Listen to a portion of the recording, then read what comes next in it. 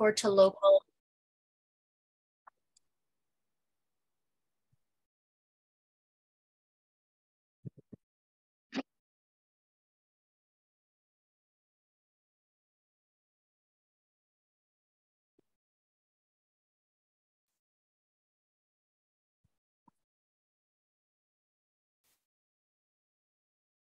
Good morning, good afternoon, good evening. Bonjour, bon après-midi, bonne soirée collègues.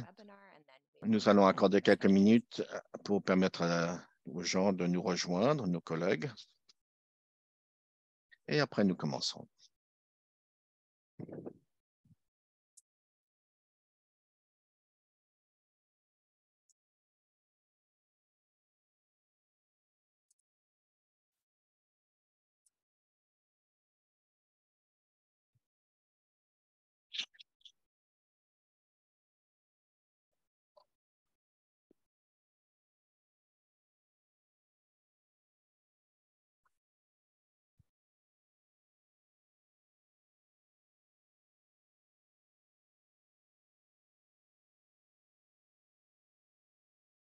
So good morning, good afternoon. Bonjour, bon après-midi, bonne soirée collègues et bienvenue au troisième webinaire pour la série UNICEF et l'Institut RISE, qui est donc le développement de la petite enfance, systèmes nationaux multisectoriels de suivi et d'évaluation du développement de la petite enfance. Je m'appelle Nicole Petrovski. Je suis une spécialiste statistique dans le département des statistiques et des données à New York. Je fais partie de l'équipe qui a collaboré avec l'Institut RISE qui vous amène cette série de webinaires. Juste une note rapide que nous offrons l'interprétation simultanée en arabe, français et en espagnol et vous pouvez accéder à ces services avec le bouton d'interprétation au bas de votre écran. Ça, c'est le troisième webinaire dans cette série et le dernier pour 2022. Et nous sommes en train de travailler sur un calendrier de dates et de sujets pour continuer cette série en 2023. Et on veut, quand on l'a dit auparavant, on veut que ce soit un effort collaboratif. Alors, on aimerait bien avoir vos suggestions si vous voulez bien nous contacter pour offrir des suggestions pour faciliter les webinaires pour l'étendue et le thème de cette série. Ce dernier webinaire va être sur les systèmes nationaux multisectoriels de suivi et d'évaluation du développement de la petite enfance. Une prochaine diapo. Alors aujourd'hui, nous allons avoir le plaisir d'entendre l'équipe de l'Institut RISE, Émilie Vargas-Baron. Elle n'a pas besoin d'introduction, c'est la directrice de l'Institut RISE. Et bien sûr, Christelle Dial, qui est donc la sous-directrice de l'Institut RISE, et Carlos del Castillo, qui est de l'Institut RISE. Et on travaille à travers la politique de SNI et l'intervention et les structures organisation des systèmes de SEE. Prochaine diapo. Alors aujourd'hui, dans le webinaire, il y aura 3 sessions. La première sera sur pourquoi est-il important d'aider les nations à préparer des systèmes multisectoriels de SEE et du DPE. Ensuite, on va parler des cadres de SEE intégrés et suivis du DPE. Et ensuite, les structures organisationnelles des systèmes de SNE. Et il y aura une opportunité à la fin des présentations de poser des questions, mais que vous pouvez aussi utiliser la messagerie, le chat dans votre Zoom pour poser des questions pendant les présentations. Alors, soit on répondra directement ou on y reviendra à la fin à la session, à la fois aux questions à la fin de la présentation. Je cède la parole avec Émilie. Merci Nicole, ça me fait plaisir d'être avec vous et nous nous réjouissons de vos commentaires et vos questions. Et je vais parler du sujet général pour assister les nations, pour préparer les secteurs multisectoriels. Et pourquoi est-ce que c'est important? Prochaine diapositive. Le besoin pour les données est essentiel à l'élaboration de politiques de plans et de programmes nationaux de la DPE. Et ça s'étend aussi dans les planifications nationales et internationales de politique. Alors, le besoin des données est très clair, mais cela dit, c'est rarement là quand on le veut. Les planificateurs nationaux et internationaux doivent chercher partout des données pour planifier des politiques efficaces, des plans, des lois et des plans d'action chiffrés. J'ai personnellement passé des journées et des journées euh, à la recherche des données manquantes qui devraient être là, mais qui n'est pas là. Et, et ça, c'est parce que je dois chasser partout, parce qu'il est nécessaire de remplir les besoins de toute l'approche des gouvernements pour la DPE. Ça doit être multisectoriel. Et ça veut dire que nous devons aller dans beaucoup de plans multisectoriels qui sont inclus dans le SCE, qui sont dans les ministères d'éducation, le ministère de la Santé, et aussi la nutrition, quelquefois la sanitation, et quelquefois l'eau et la sanitation peuvent être dans un autre sectoriel, et, et la protection sociale et la protection de l'enfance, qui peuvent faire partie de deux ministères différents. Et donc, alors nous finissons avec un grand effort pour essayer de trouver quels sont les indicateurs existent et où sont les données. De nombreux indicateurs et données de DPO se trouvent généralement dans les plans sectoriels et les systèmes d'information de gestion. Et, et ça, vous connaissez ces secteurs du système d'information de gestion, ceux qui sont les MIS pour la gestion d'informations de gestion. Et il y a beaucoup de systèmes prototypes pour la sauvegarde de l'enfance, la protection de l'enfance et la protection sociale. Et il y a des indicateurs DPE qui ne se retrouvent pas dans aucun plan sectoriel ou base de données dans de nombreux pays. Et on peut chercher et on ne les trouve pas. Les indicateurs et les données sont rarement rassemblés et organisés ensemble. Alors ça devient quelque chose qui devient très important quand on avance. Prochaine diapo. Alors, quels sont les types de données nationales les pays ont-ils besoin pour élaborer des politiques, des plans, des lois et des plans d'action chiffrés efficaces? Pour beaucoup d'années, nous avons préparé avec nos collègues dans les pays où nous travaillons des analyses de situation qui sont principalement basées sur des sources secondaires. Mais de plus en plus, nous sommes déçus. Nous devenons, avec ce que nous pouvons faire avec l'analyse. Alors maintenant, nous nous tournons, on fait de la recherche primaire, quantitative et qualitative.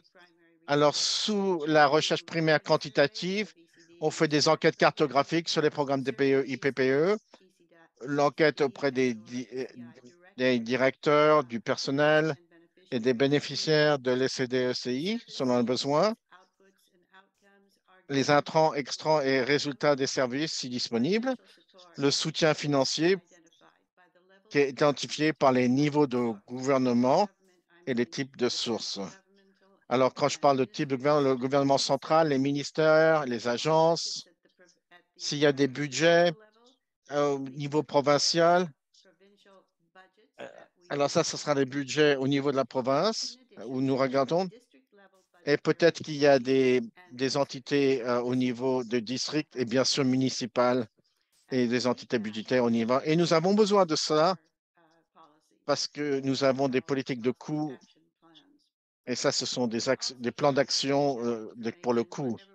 On cherche aussi de l'information à travers avec des, avec des recherches de coûts très précisément établies ou pour ces programmes en entier. Et nous faisons ça pour les autres provinces ou les CD, ECI, parce qu'on ne peut pas faire tout ce qu'on peut faire à travers le pays. Alors, en ce qui concerne la recherche primaire qualitative, les consultations, les ateliers de consultation et des groupes de discussion, et moi, je compte beaucoup là-dessus, parce que ça, c'est la voix du peuple, et c'est là où les gens prennent propriété pour les données.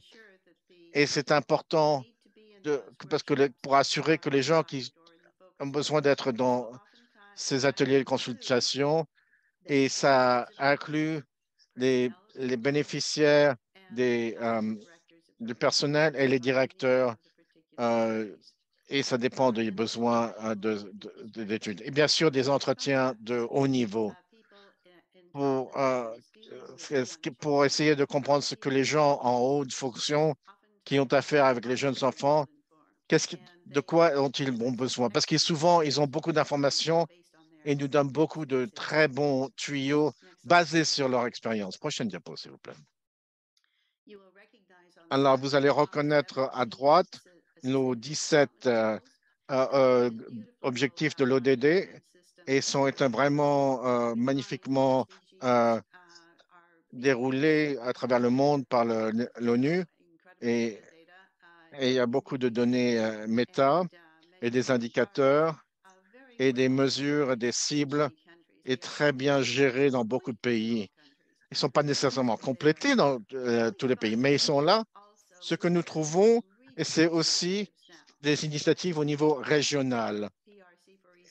Et par exemple, la CRC ou CPRT ou les CD, et eux, ils construisent leur banque de données et qui est donc à travers la région. Et donc, les ODD sont complétés avec des soucis importants, avec la Convention sur les droits de l'enfance, la Convention sur les gens avec des handicaps. Alors, nous essayons de nous concentrer sur tous les indicateurs au niveau international et régional. Et en fait, c'est intéressant parce qu'au niveau de la politique, dans les pays, on trouve des priorités différentes. Et on devrait s'attendre à ça.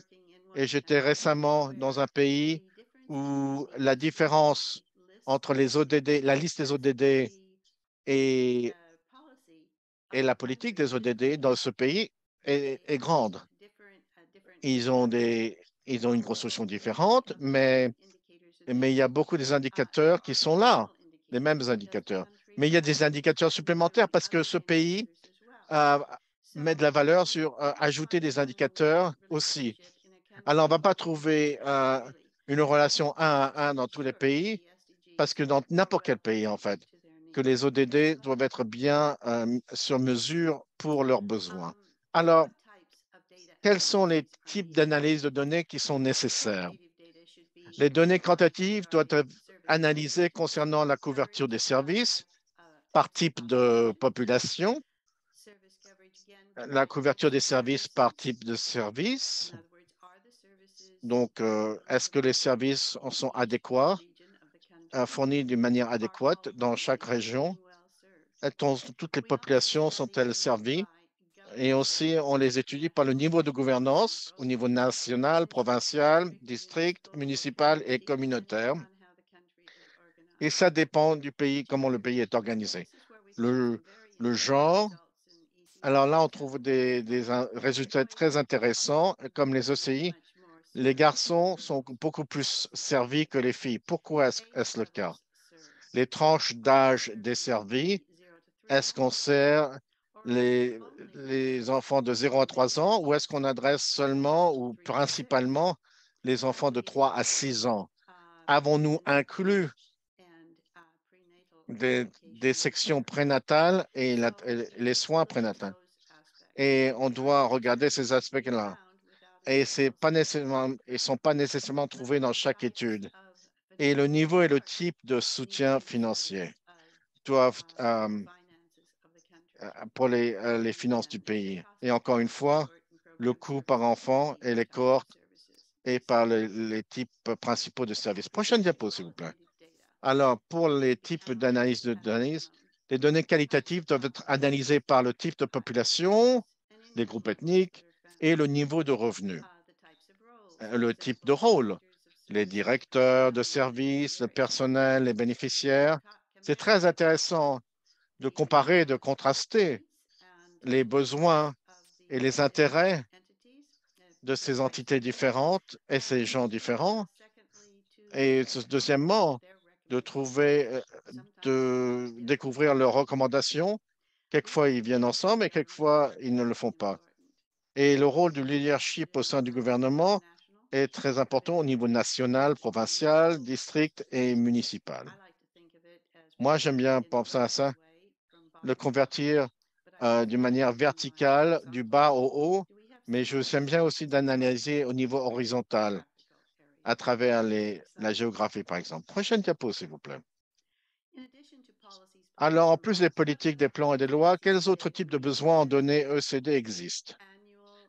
Alors, la planification annuelle du programme national et du budget est souvent un processus qui dure un an, euh, au moins, au moins 9 mois. Et on n'en entend pas parler de cela autant que les grandes politiques qui ont tendance sont de 0 à 5 ans. Ce que nous trouvons, c'est chaque pays doit commencer très tôt pour préparer le budget SNE. Et, et les programmes annuels pour le budget sont souvent pas transparents. Il est nécessaire de savoir qui fait quoi et à quel moment de l'année. Et ça devient une très grande partie de notre travail. À la réalisation annuelle du programme devrait produire des rapports annuels. Et ça, c'est très important pour planifier à l'avance. Quand vous planifiez à l'avance, vous avez besoin de 2 ans. Alors déjà, la première année a été planifiée. Alors là, après, vous avez besoin de planifier pour la deuxième année.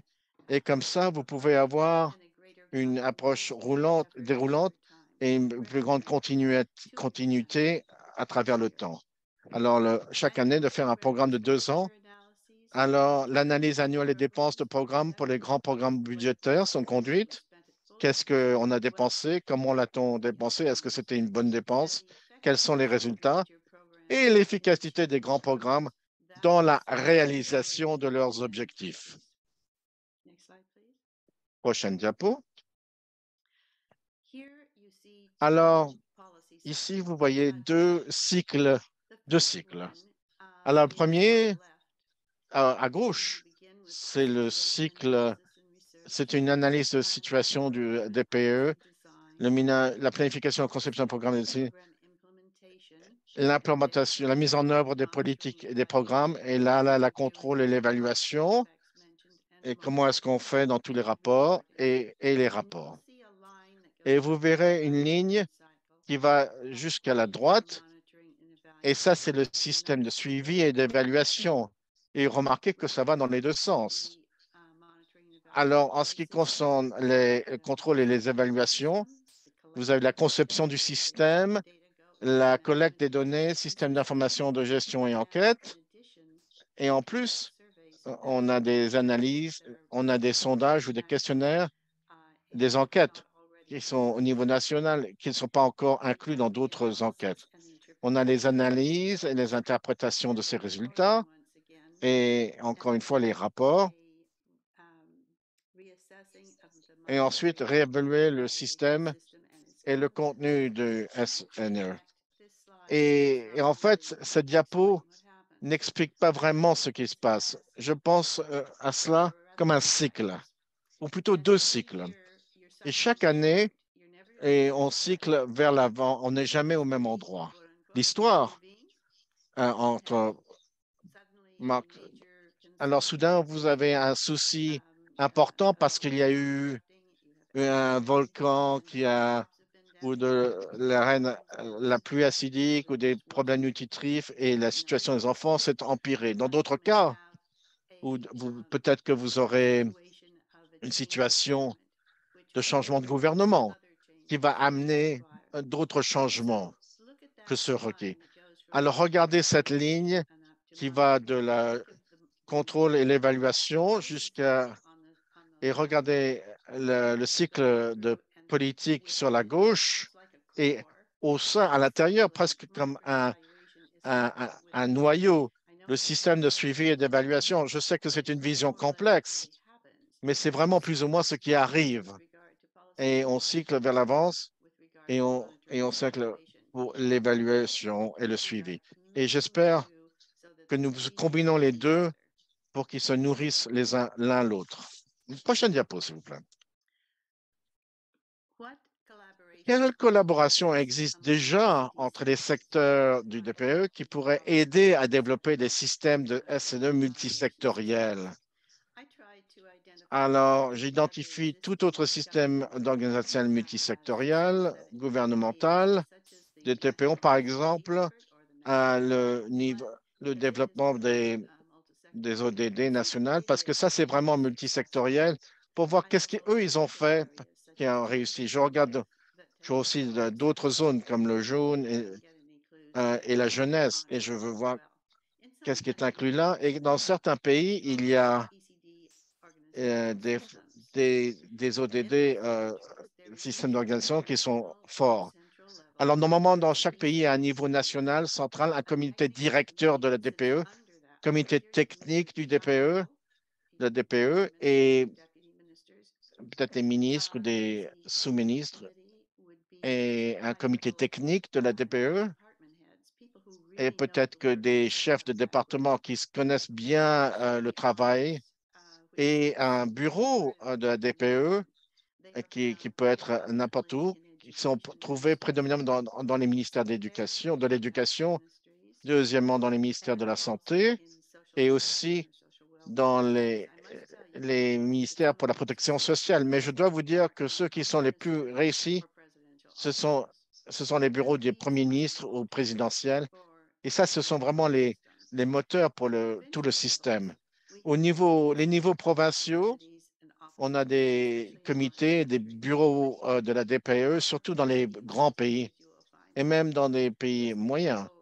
Les niveaux de district, alors là, vous avez des entités qui peuvent prendre le chef devant les niveaux provinciaux et bien sûr les niveaux municipaux où on peut découvrir là où on peut. Et là, il y a les entités municipales ECD.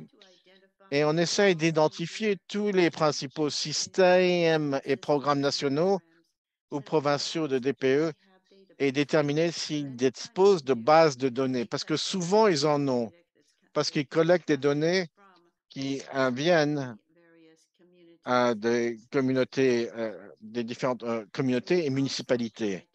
Et on essaye aussi d'identifier, si on n'a pas cela, on veut essayer de chercher s'il y a des collaborations de la DPE, par exemple des réseaux, des coalisations ou des associations, quelquefois qui peuvent être très fortes et peuvent avoir leur propre base de données. Surtout les coalitions sont fortes et les associations. Prochaine diapo, s'il vous plaît. Alors, comment, comment commencer à développer un système multisectoriel de la DPE s'il n'en existe pas? Ben, la première chose, c'est de créer une vision commune pour la DPE et explorer l'intérêt euh, parce que c'est très important. Il y en a qui sautent ça, parce qu'ils pensent d'une manière instrumentative pour le contenu de la DPE. Mais pour construire la multisectorialité, les gens eux-mêmes doivent construire une vision commune pour la DPE. Et une fois qu'ils ont fait ça, ils comprennent qu'ils doivent travailler ensemble pour atteindre une approche commune. Et ça va lier à, pour la construction de collaborations multisectorielles et aussi et des cadres organisationnels efficaces. Et vous essayez d'identifier les principaux décideurs nationaux et responsables de la DPE dans tous les secteurs de la DPE et vous les interrogez euh, pour voir qu'est-ce qu'ils font et quels sont les indicateurs qu'ils peuvent avoir et avec lesquels ils travaillent. Moi, j'étudie d'autres systèmes décentralisés existants pour identifier les structures sectorielles et multisectorielles performantes, où les fonds vont en bas jusqu'au niveau provincial ou municipal. Et ça me donne des indices sur des structures sectorielles et multisectorielles qui existent. Et si on n'a pas euh, une DPE qui est un système de planification DPE, c'est bien de développer euh, des, des, des systèmes pour l'évaluation en tandem avec la planification de la politique. Parce que quand vous faites ça, vous avez une base forte, puissante pour l'avenir. Et maintenant, Carlos va prendre le relais pour les diapositives.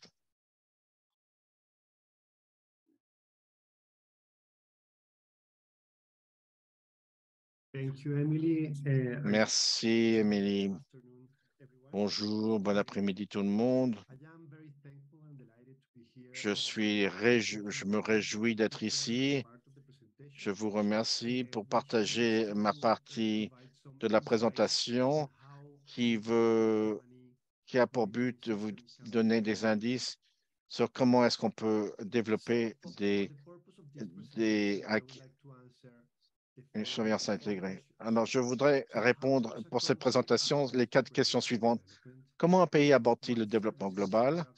Quels services sont disponibles dans le pays pour assurer la fourniture d'interventions basées sur les droits de la DPE? Quels systèmes d'information et bases de données et enquêtes sont disponibles pour suivre la prestation des interventions basées sur les droits de la DPE? Comment intégrer les systèmes d'information pour surveiller l'accès de chaque enfant aux interventions basées sur les droits de la DPE? Alors, on va commencer. Alors, la première question, comment un pays aborde-t-il le développement global? La première chose à considérer ici, c'est de construire une structure qui intègre une approche pour toute l'enfant. Et cette approche n'est pas sont comme une route pour construire le cadre pour la DPE. Alors ici, un très bon exemple à travers les structures de l'approche pour toute l'enfance, pour construire un chemin pour la planification pour les OCDE. Alors, ce cadre propose une série d'interventions pour chacun des communautés. Ici, vous pouvez voir, il y a une opportunité. On a plusieurs interventions. Je vais donner des exemples. Et voici les exemples dans chaque cadre. Pour la bonne santé, nous avons d'autres interventions. Pour la nutrition adéquate, une autre série d'interventions et de réponses. Et pour la sécurité, il y a aussi un autre. Mais ce qui est très important de remarquer ici, c'est que tout cela, ça peut être ajusté, priorité ou étendu pour chaque pays en dépendant de leur propre. La deuxième question que je voudrais demander, quels services sont disponibles une fois que vous avez cette structure? La prochaine, quels services sont disponibles dans le pays pour assurer la fourniture d'interventions basées sur les droits de la DPE? Alors, je voudrais établir une différence, une intervention basée sur les droits et un service. Alors, une intervention basée sur les droits n'est pas nécessairement égale à un seul service ou programme. Et ce qui est clair ici, c'est qu'un service, pas de service pour fournir un ou plus d'interventions dans des secteurs différents. On va voir des exemples. Par exemple, les 2 interventions que vous voyez, la vaccination des mères et des enfants et le suivi et la promotion de la croissance peuvent être fournis par des programmes de santé infantile et maternelle. Un autre exemple, c'est une intervention qui encourage les activités de jeu et de communication du soignant avec l'enfant, des bonnes soutien à une intervention complète, transfert en espèces ou en nature. Et ces interventions peuvent être fournies, donc l'éducation inclusive.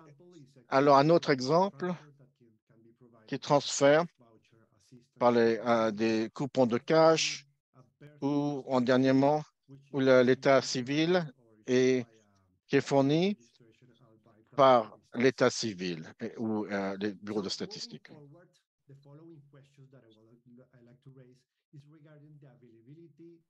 Sectorial Management Information System to track the delivery. Alors, ce qu'on veut dire ici, on peut dire, se poser la question de quel système d'information de gestion les secteurs disposent-ils pour suivre la mise en œuvre des interventions du DPE.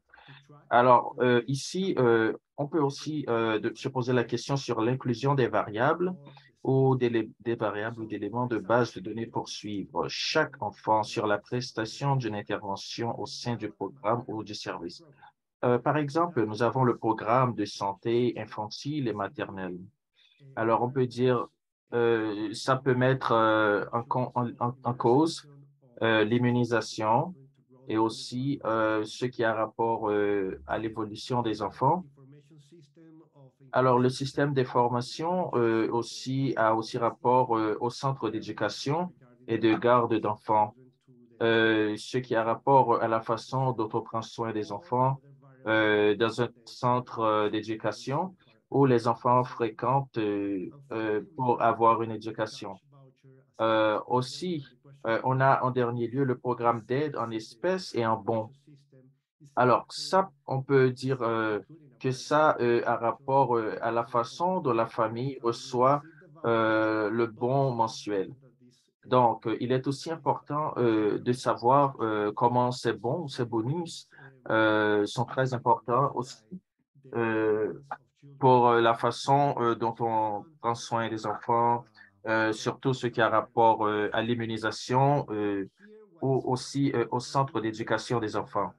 Il est aussi important de noter que l'enfant doit avoir un numéro d'ordre de naissance qui doit identifier l'enfant sur certains points. Surtout, c'est très important pour les données dont on va avoir besoin, juste pour mettre toutes ces données ou collecter ces données, juste pour avoir des résultats sur la façon dont on traite les enfants.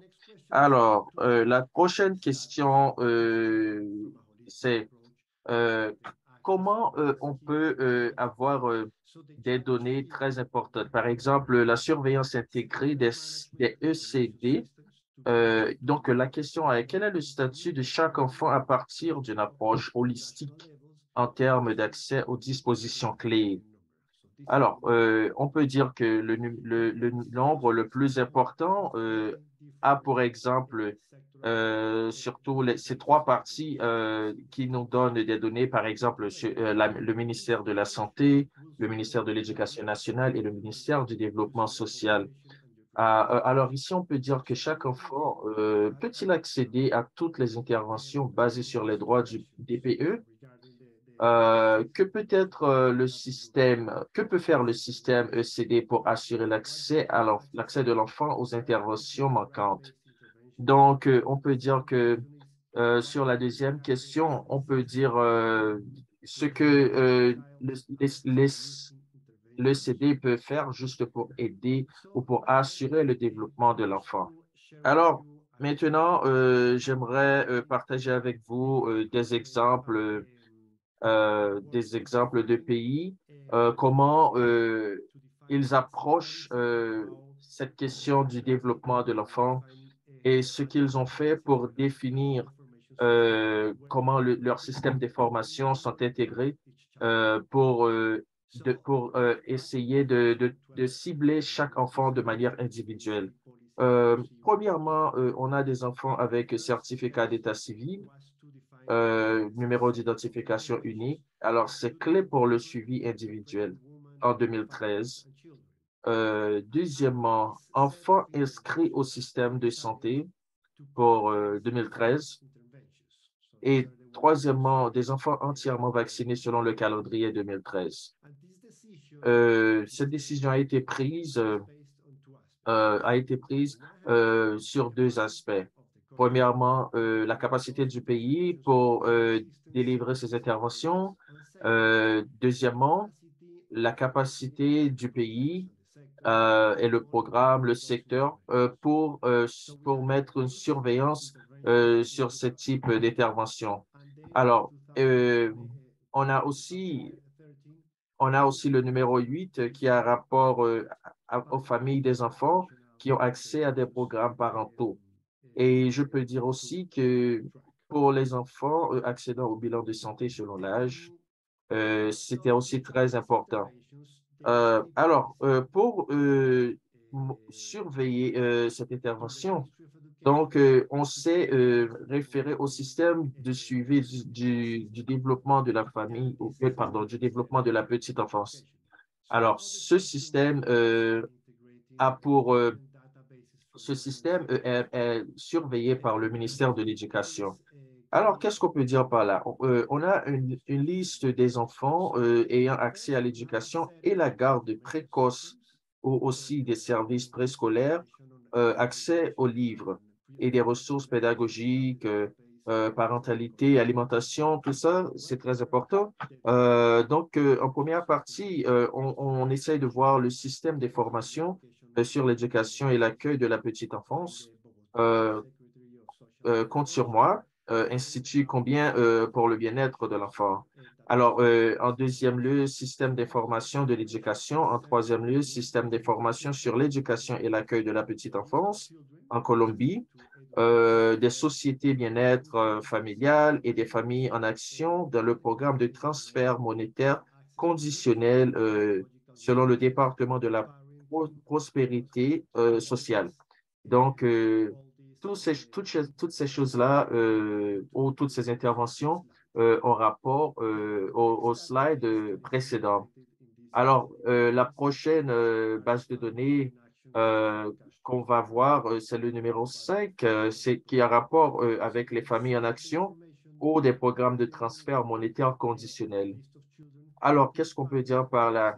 Ça s'enchaîne avec la liste des enfants dont les familles reçoivent des transferts monétaires conditionnels. On a encore trois parties des listes sur le domaine de santé. On a premièrement inscription au système de santé et de sécurité sociale. Alors, c'est un système qui est très important, qui a rapport au ministère de la Santé et de la Population sociale. Donc, et en deuxième lieu, on a aussi le système d'information du Programme national de vaccination, PAI nominal. Donc, en dernier lieu, on a l'enregistrement individuel du système d'information des services de santé. Donc, cette partie est aussi très, très importante, juste pour avoir des données très importantes sur le développement des enfants. Et en dernier lieu, on a aussi un système qui s'appelle Mandala Vida. Ce sont des fichiers Excel avec des listes d'enfants. Donc, ça, surtout, se base sur le ministère du Sport. Alors, toutes ces données sont incluses dans un seul type de données, de base de données. Alors, c'est comme pour aujourd'hui, on a 2,8 millions d'enfants de 0 à 5 ans ou 4,6 millions de 0 à 5 ans en Colombie qui sont enregistrés dans ce système. Alors, hors de ce total, euh, alors en Colombie, sur cette partie, en Colombie, on a 4,6 millions d'enfants qui nous donnent un total de 60% d'enfants en Colombie. Alors, ce système nous donne deux types de rapports.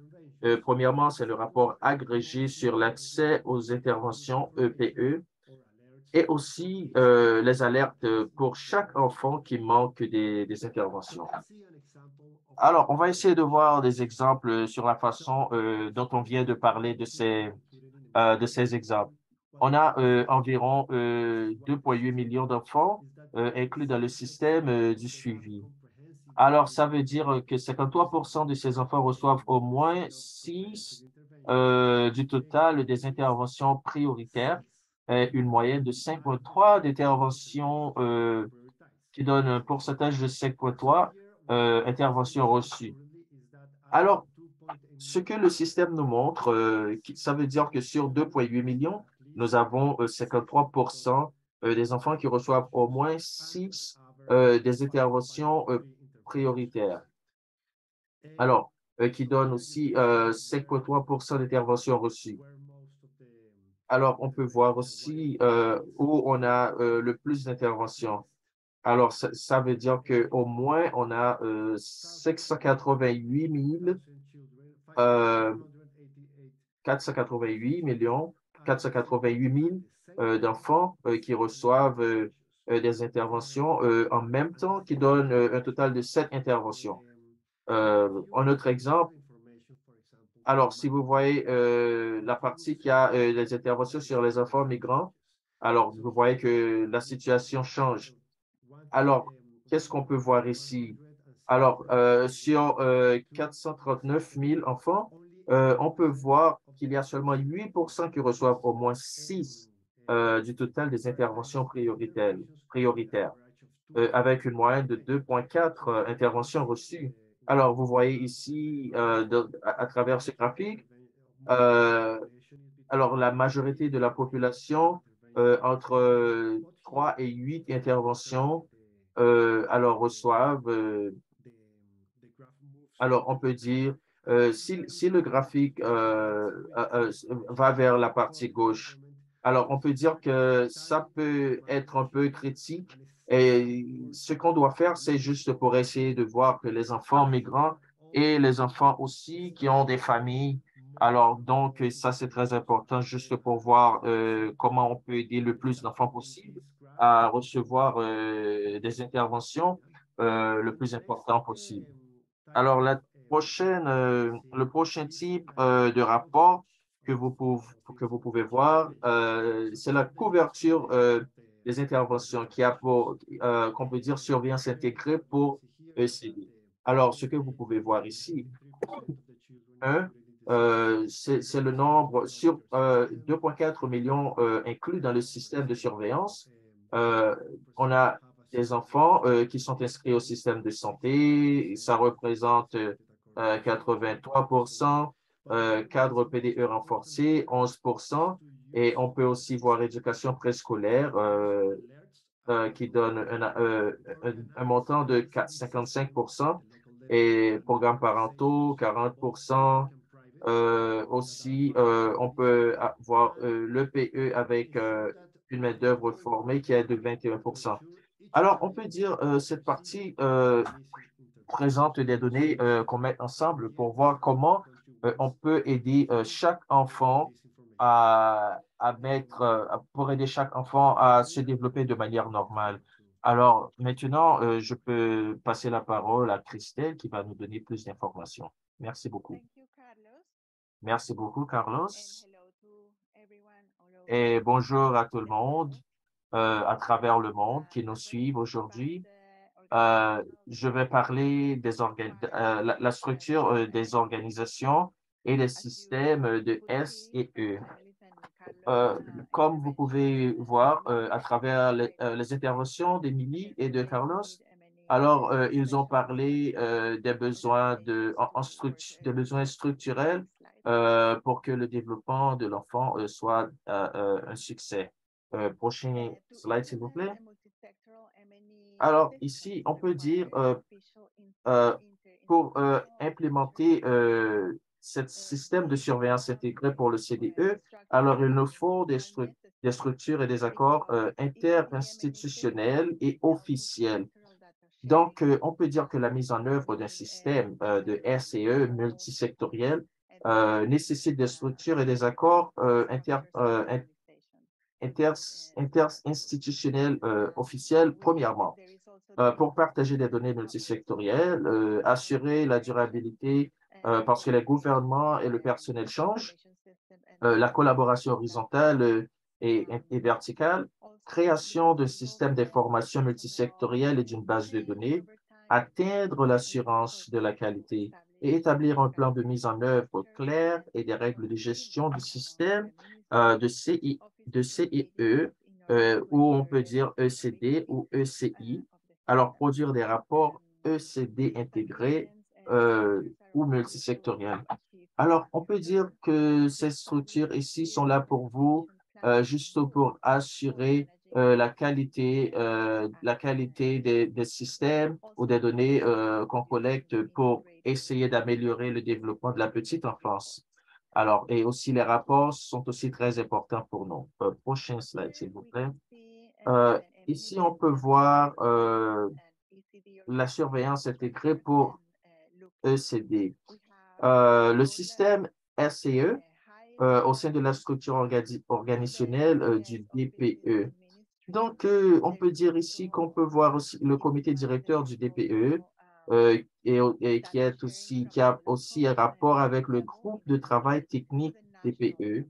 Alors, aussi, on a le comité de coordination Donc, ça fait un enchaînement avec le ministère de la Santé, aussi le bureau de RCE du ministère de la Santé, qui a un enchaînement en deux parties, qui a le programme et le site. Alors, aussi, on peut parler du ministère du Développement social de l'enfant, qui a un enchaînement avec le bureau et le bureau du MOSD. Dans la prochaine partie, on peut dire qu'il y a des structures organisationnelles. Par exemple, on peut dire le ECD, qui a aussi rapport de la direction du comité. Donc, et cette partie aussi a rapport à une partie technique. Donc, on peut dire aussi que cette partie a un rôle. Et les rôles de ce comité directeur, c'est gérer les stratégies et orientations politiques, établir les objectifs communs à tous les secteurs, rassocier la politique de PDE aux autres politiques nationales, guider la coordination à tous les niveaux, recevoir et examiner les rapports, préparer les plans et les budgets annuels et préparer les plans annuels pour plaidoyer la politique et les communications sociales. Donc, toutes ces parties-là sont très importantes. Alors, leurs rôles doivent être spécifiés dans des documents écrits ou des termes de référence. Donc, il faut aussi voir que cette partie aussi nous aide à mieux structurer des parties de communication. Dans certains pays, à partir de nos expériences, on peut dire que j'ai montré une implémentation d'une partie qui est très important et qui soit plus proche de la façon dont on gère les données, juste pour voir comment on peut aider sur les domaines du développement des enfants. Alors, ça se fait surtout à travers d'une organisation avec des fortes processus juste pour collecter les données en vue de mettre sur pied des données plus fiables qui aident à mieux gérer ce qu'on appelle le développement des enfants. Alors, le deuxième niveau, on peut dire que c'est le rôle du travail technique du DPE. Alors, on peut dire que ce groupe s'assure que les politiques et les plans d'action du DPE soient bien mis en place ou bien mis en œuvre.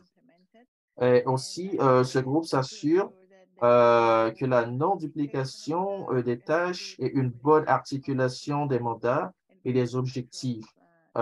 Et en troisième lieu, ce groupe aussi fournit des informations et des mises à jour en temps opportun sur le DPE.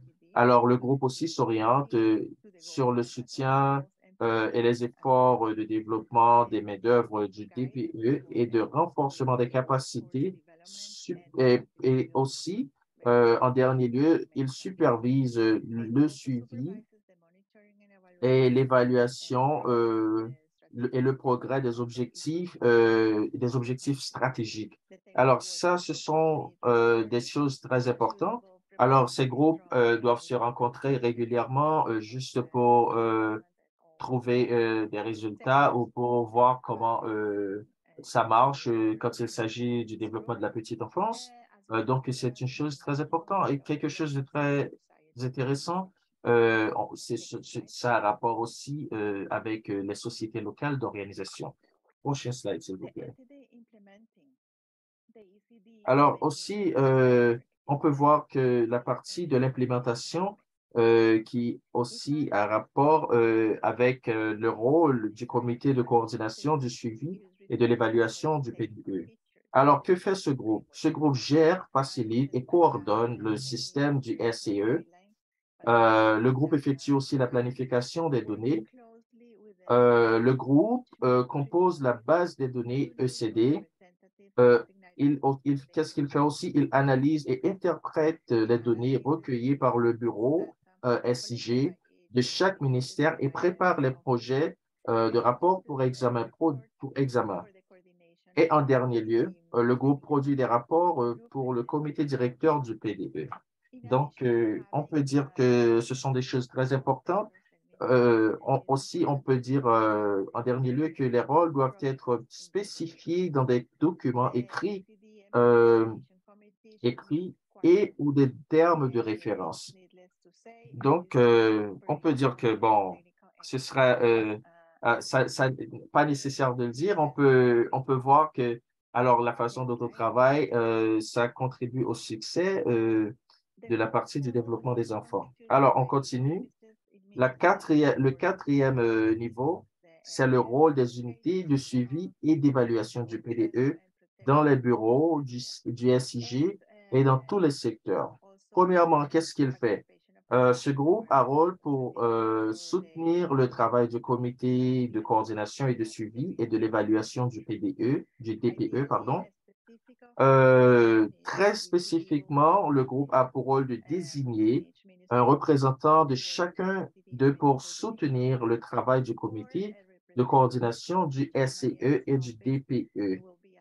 Et aussi, c'est très important aussi de collecter et partager toutes les données ECD avec le comité et la coordination du SCE et ECD. Alors, on peut dire que aussi, c'est très important de noter que ces comités ont pour rôle de spécifier des documents écrits ou des termes de référence. Donc, on peut dire que aussi, ils doivent avoir des représentants pour spécifier ces programmes. Alors, c'est très important parce que si on ne fait pas ça, le statut de ces provisions où il y a des gaps ou des vides ou des lacunes, on peut dire. Donc, les nombres qu'on doit avoir comme résultat ne vont pas être aussi satisfaisants. Prochain slide, s'il vous plaît. Alors, c'est la façon, la dernière partie qu'on va utiliser pour illustrer les quatre niveaux et la structure. On a, par exemple, de la première colonne, on a la structure et la deuxième colonne, c'est le leadership. Et c'est très important, c'est pour les CDE, les pays CDE. Alors, ça dépend du pays. Alors, ça peut être très important parce qu'il y a certains pays qui reçoivent des récompenses sur la façon dont ils gèrent leur système de collection de données, mais d'autres pays, donc, ça se fait de manière différente. Donc, on peut dire que c'est très important. Pour d'autres pays, qu'est-ce qu'ils font, certains autres pays? On peut dire qu'ils utilisent des agences qui gèrent cette partie. Par exemple, en Colombie, c'est un ministère qui gère cette partie. Donc, on peut aller au prochain slide. Maintenant, quand on essaye d'établir beaucoup de défis qu'on a dans le système. Donc, on peut dire qu'au fur et à mesure que les dispositifs institutionnels sont structurés, certains défis peuvent être apparaître.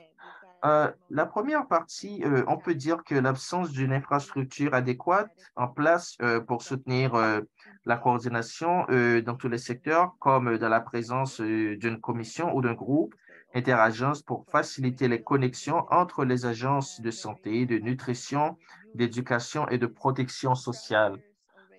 Et aussi, certaines fois, on rencontre des difficultés à aligner les diverses initiatives, programmes et politiques de santé, de nutrition et d'éducation pertinents pour le DPE autour d'objectifs communs. Alors, une autre type de difficulté, c'est qu'on a des difficultés à trouver un financement adéquat pour les services DPE.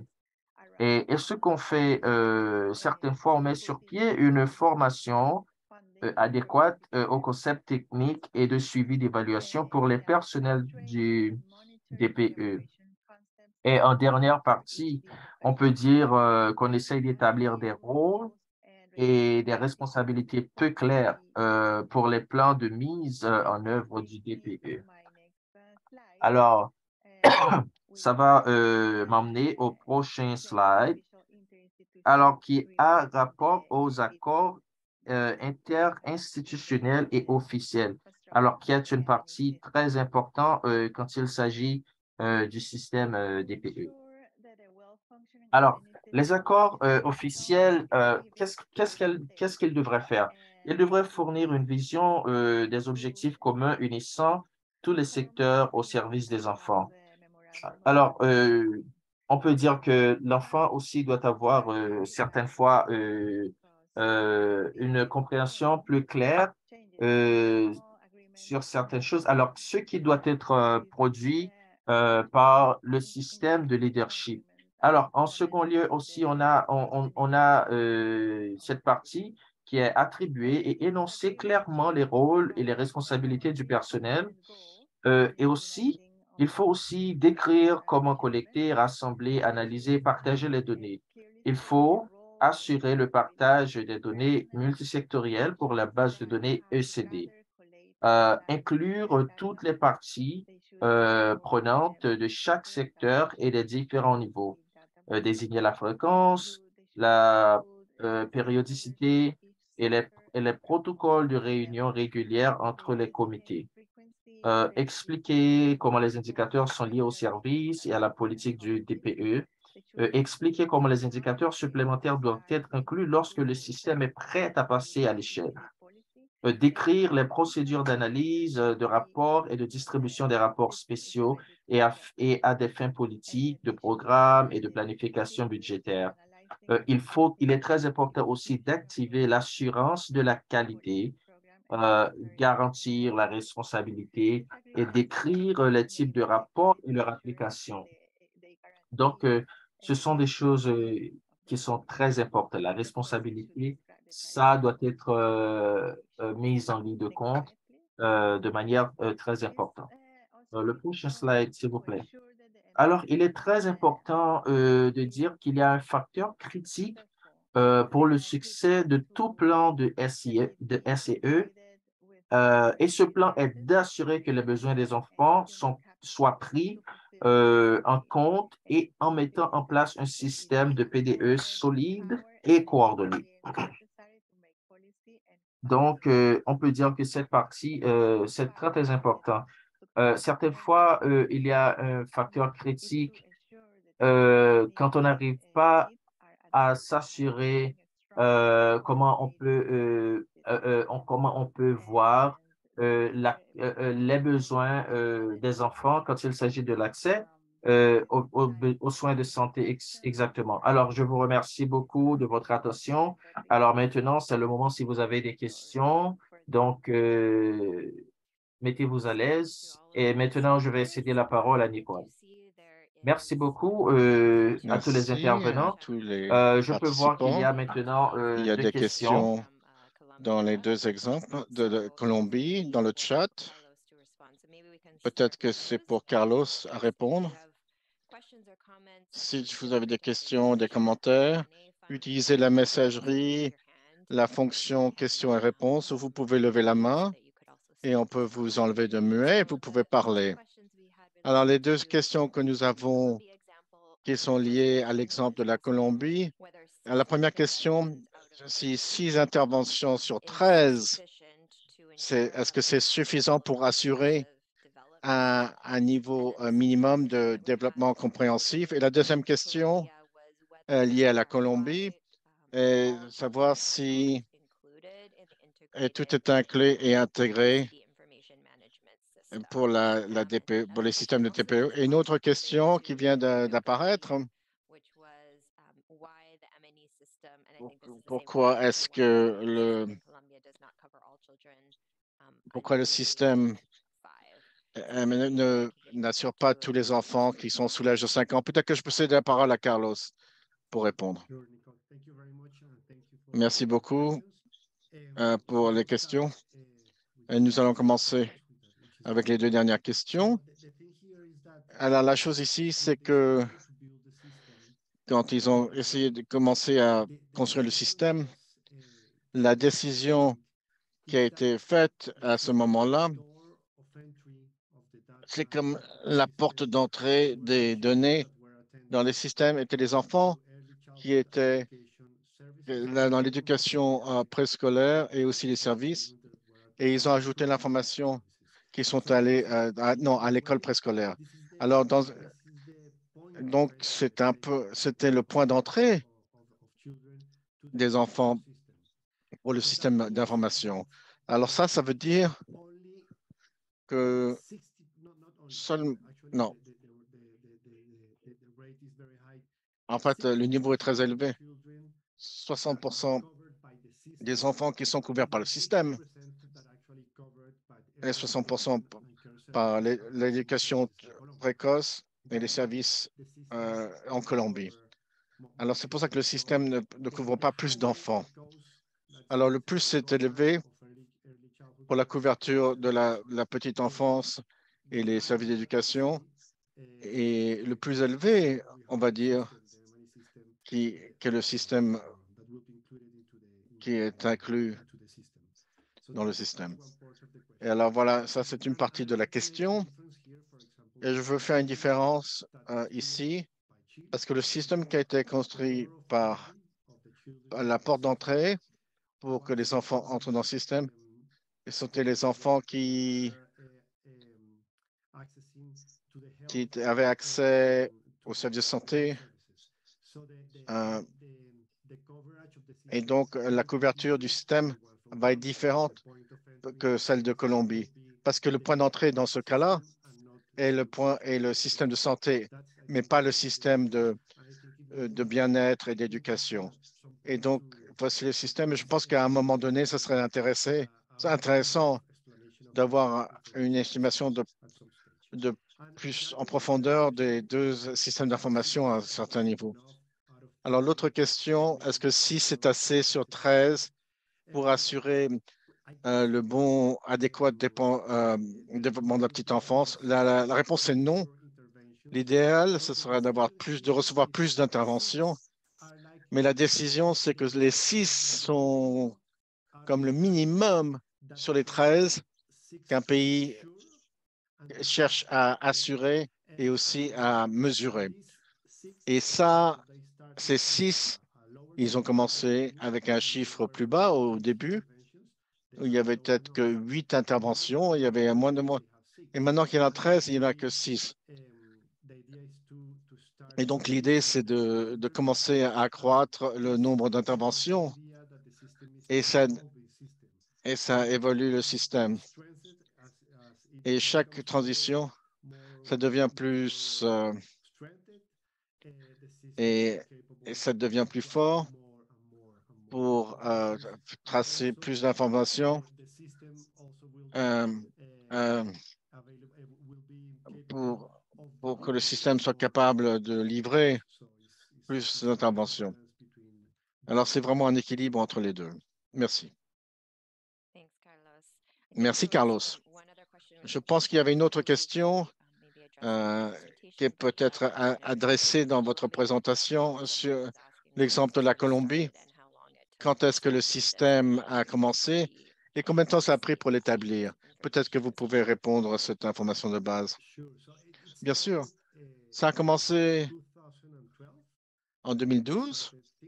Nous avons commencé à penser au système, mais l'implantation initiale a été plus tard, en 2014, et nous avons commencé avec des petits pilotes à travers des secteurs différents.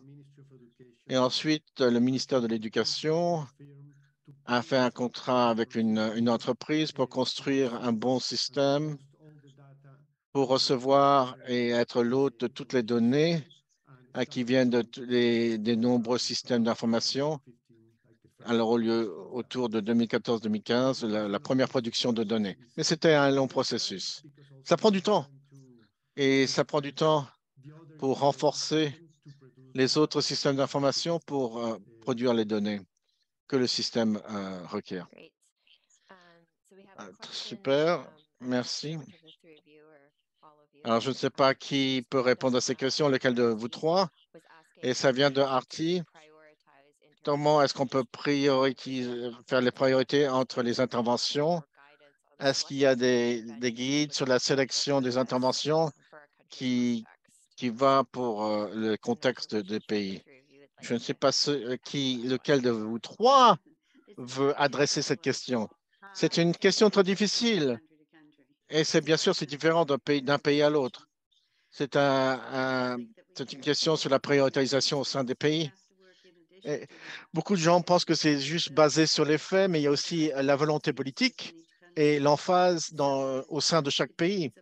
Et donc, c'est un équilibre entre ce que la recherche indique et ce que la politique et les politiciens disent. Et donc, nous devons adresser les références clés. Mais heureusement, dans la plupart des cas, la plupart des gens qui ont à voir avec la planification du développement pour la petite enfance sont très ouverts à considérer les options différentes et choisissent très sagement. Les pays difficiles, ce sont les pays autoritaires où il y a moins d'intérêt pour adresser les soucis de l'enfance. Mais ça dépend du pays.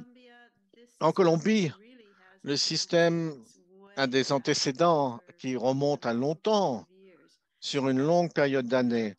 Mais ça a développé jusqu'à un point où c'est devenu possible de faire un système pour le traçage des enfants. Et beaucoup de pays ne commencent pas avec cela. Ils commencent avec des systèmes avec des indicateurs sélectifs et ensuite ils transitionnent pour avoir une meilleure saisie pour les certificats de naissance, pour avoir des meilleurs nouveaux. Et là, ils peuvent commencer à avoir l'observation de l'enfance. Combien de temps ça prend pour établir bien un système et pour vraiment avoir les ingrédients clés que Cristal et Carlos ont présentés? Ça prend à peu près 1 an. Mais ça doit être développé en phase.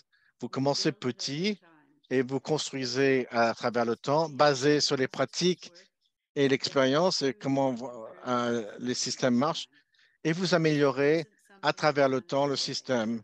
Alors, ce n'est pas quelque chose qu'on peut faire en une journée. Les systèmes assez matures doivent prendre au moins 5 ans.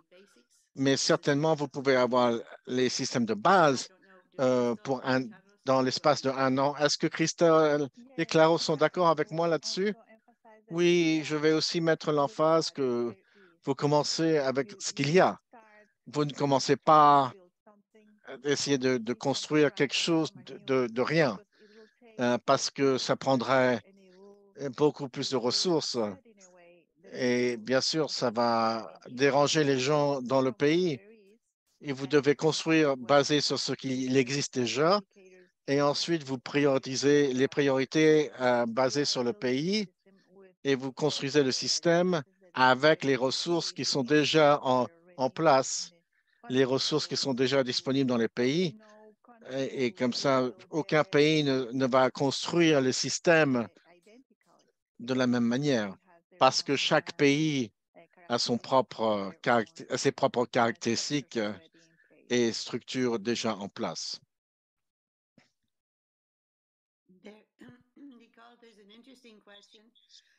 Alors, il y a une question intéressante de Evelyn Gérard. Est-ce que vous pouvez adresser des systèmes pour identifier tôt dans les registres de l'état civil et avec le dépistage des nourrissons et qui sont intégrés avec l'NSI et les banques de données? Oui et non. Nous savons comment le faire et il y avait des choses comme ça qui étaient en place aux États-Unis où nous avons des registres à haut risque, mais ils ne deviennent jamais nationaux, vraiment, vraiment nationaux, parce que vous avez le travail NTRAC, comme vous savez.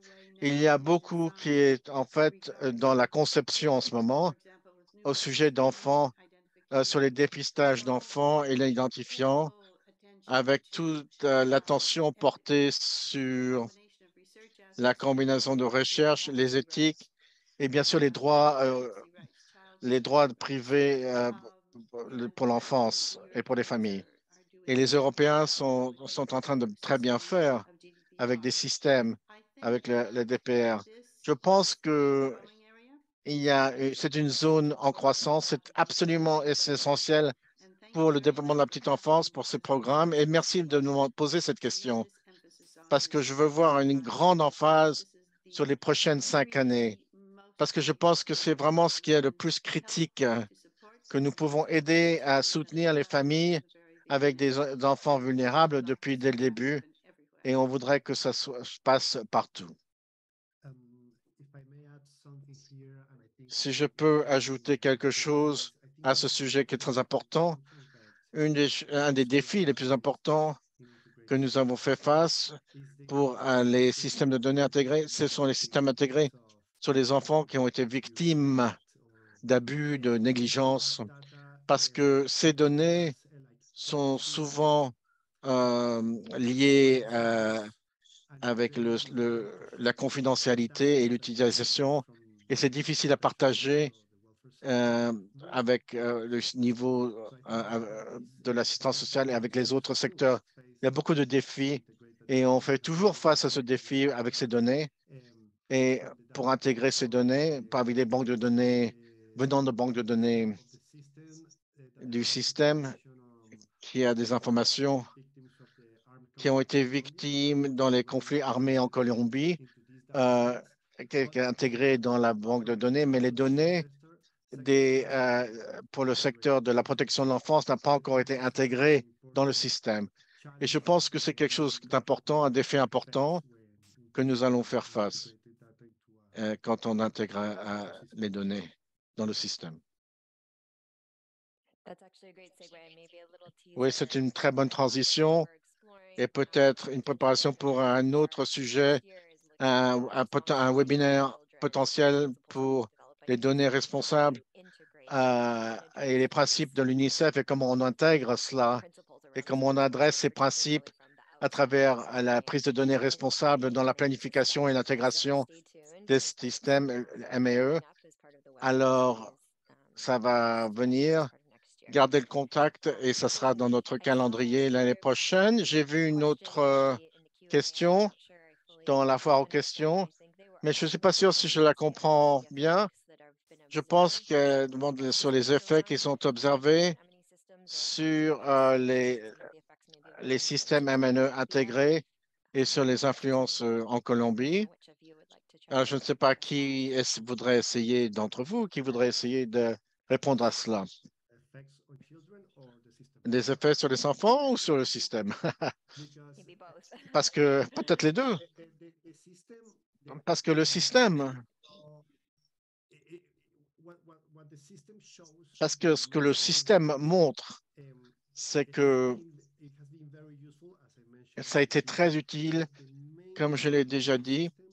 La raison principale du système, c'est de produire des notes sur chaque enfant. Quand on trouve un enfant qui a 2 seulement d'intervention, comment le système peut travailler ensemble avec des organisations publiques ou privées pour passer l'enfant de 2 interventions à 6 ou 7. Alors, je crois que ça, c'est une des choses les plus importantes ou des raisons principales. La raison la plus importante du système. Et ce que vous pouvez voir dans le système est en fait de base était inclus dans la banque de données avec beaucoup de pour assurer en même temps. Et donc, c'est de plus en plus élevé.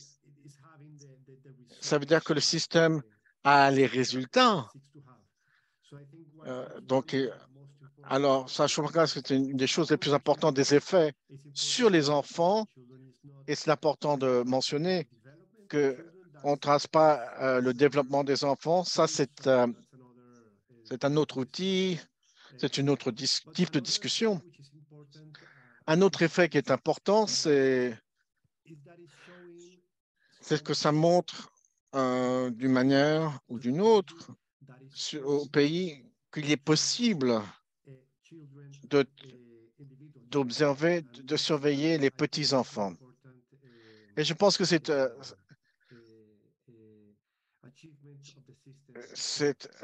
une réussite importante en elle-même.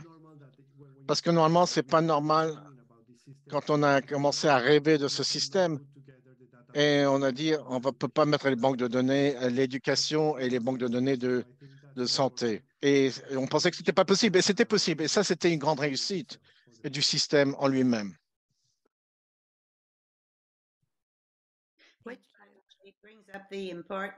Alors, on vient de parler sur l'importance, sur la façon dont on doit avoir un fort système, un système très solide sur le rapport des naissances.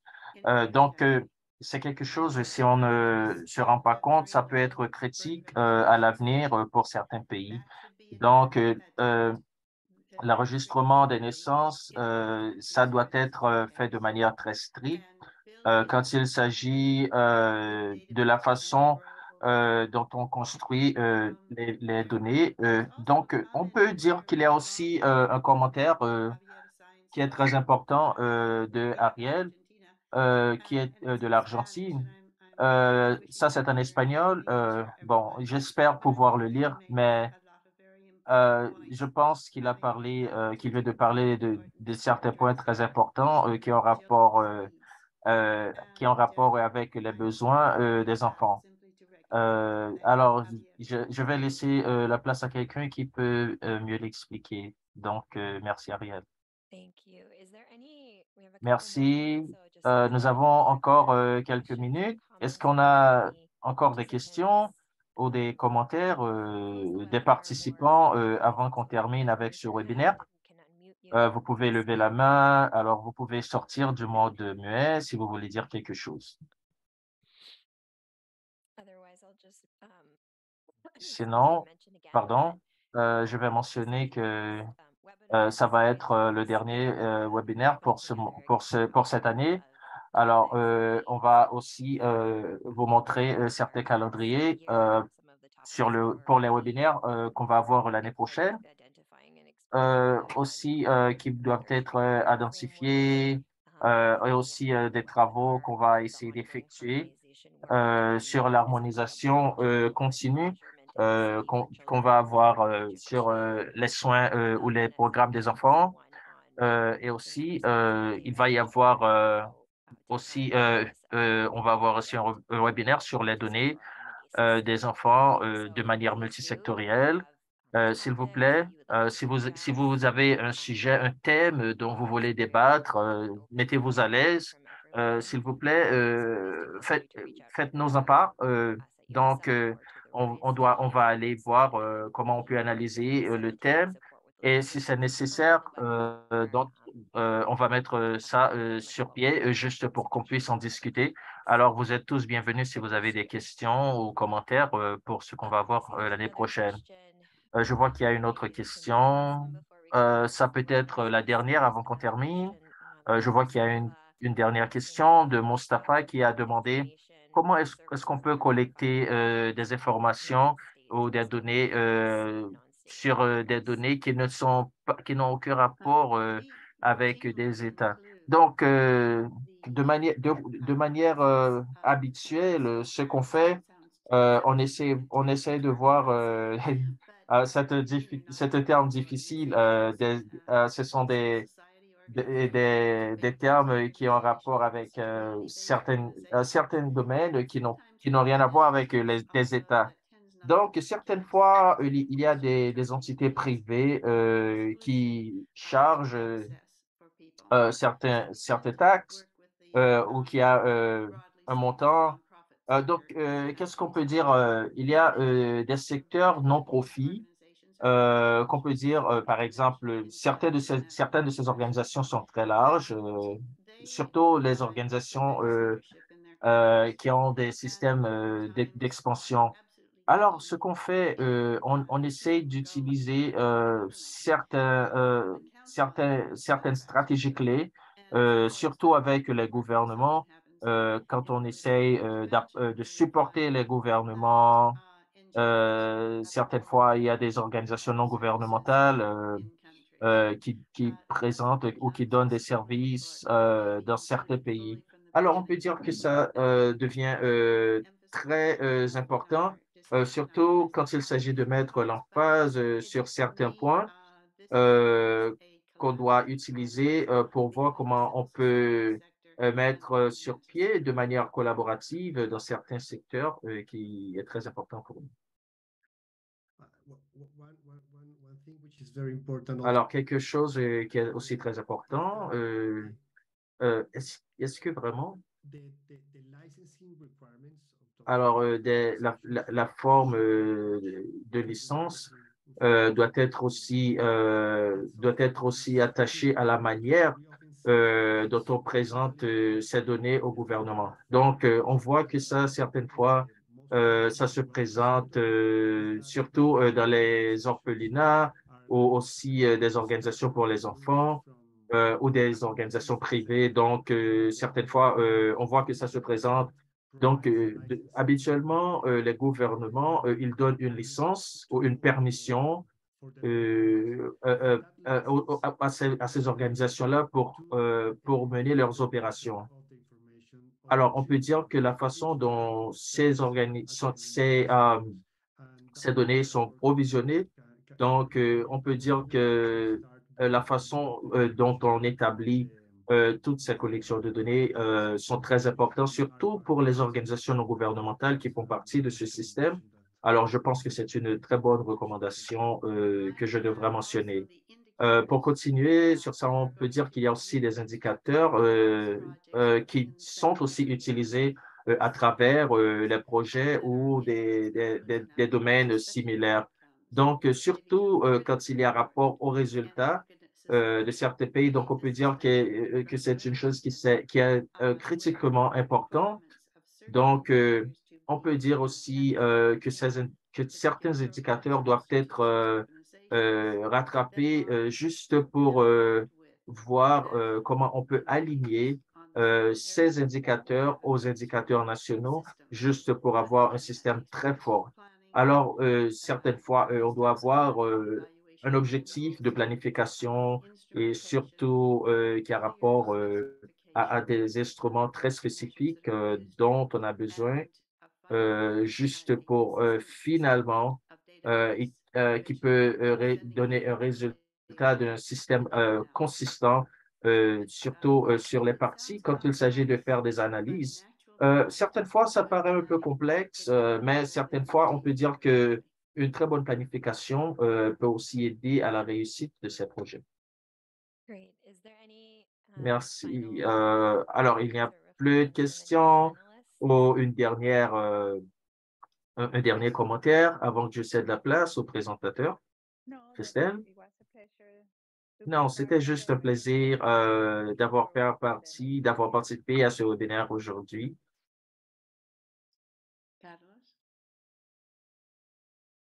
Carlos? C'était aussi pour moi un plaisir d'avoir partagé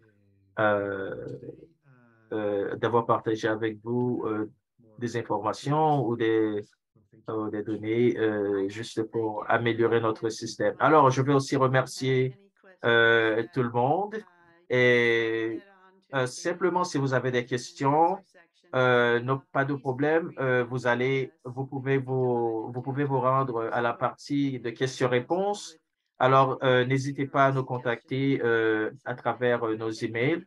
Donc, merci beaucoup d'avoir participé à ce webinaire et j'espère que ça a été très, très important et très utile pour vous. Et aussi, je veux aussi remercier tous les représentants qui ont aussi présenté des données, des informations et qui ont partagé avec nous donc pour faire de ce webinaire une réussite. Alors, on va aussi s'occuper du calendrier de l'année prochaine et je vous remercie beaucoup. Prenez soin de vous et au revoir. Au revoir.